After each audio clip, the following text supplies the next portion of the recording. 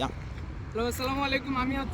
আমি এখন আছি দক্ষিণ আফ্রিকার কেপটাউনেতে সাধারণত পুকুরের মতো খাল বিল বা গোসল করার মতো এরকম প্লেস খুঁজে পাওয়া মানে ওপেন প্লেসে গোসল করার মতো এরকম প্লেস খুঁজে পাওয়া খুব কঠিন।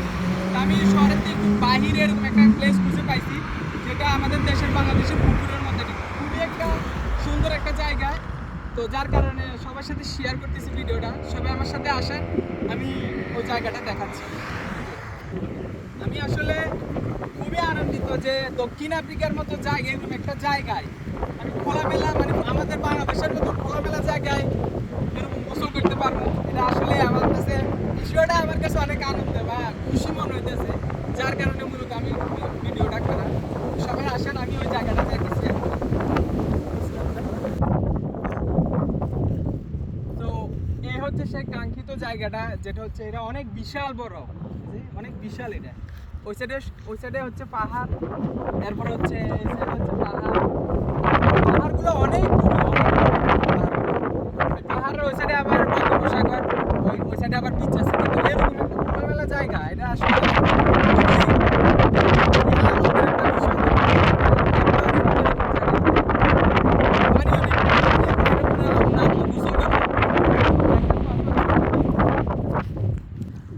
Ja.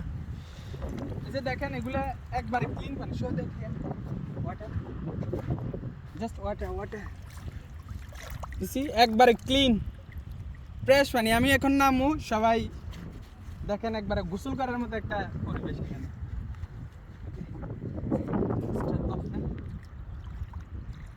এই যে পুকুরের এই পরিবেশ, আমি এখন গোসল করতেছি পুকুর পরিবেশে। কিরকম গভীরতা এটার মধ্যে, আমি এটা দেখবো একটু। এটার মধ্যে আবার আমি এটা আবার পরীক্ষা নিরীক্ষা করে দেখছি, এখানে আরো লোক আসছিল, সবাই বলছে এখানে মানে ভয়ঙ্কর যেমন সাপ টিয়া ভয়ঙ্কর কিছু আছে কিনা, বলতেছে যে না, এখানে গোসল করার মতো পরিবেশ, মানুষ গোসল করে আসে। এই আর কি। পানি অনেক ক্লিন পানি, এখানে অনেক ক্লিন পানি।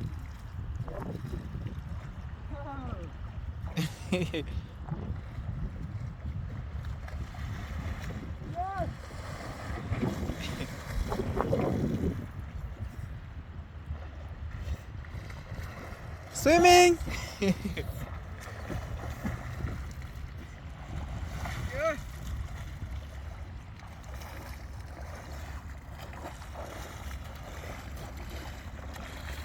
এই যে অনেক সুন্দর পরিবেশ, ঠান্ডা পানি।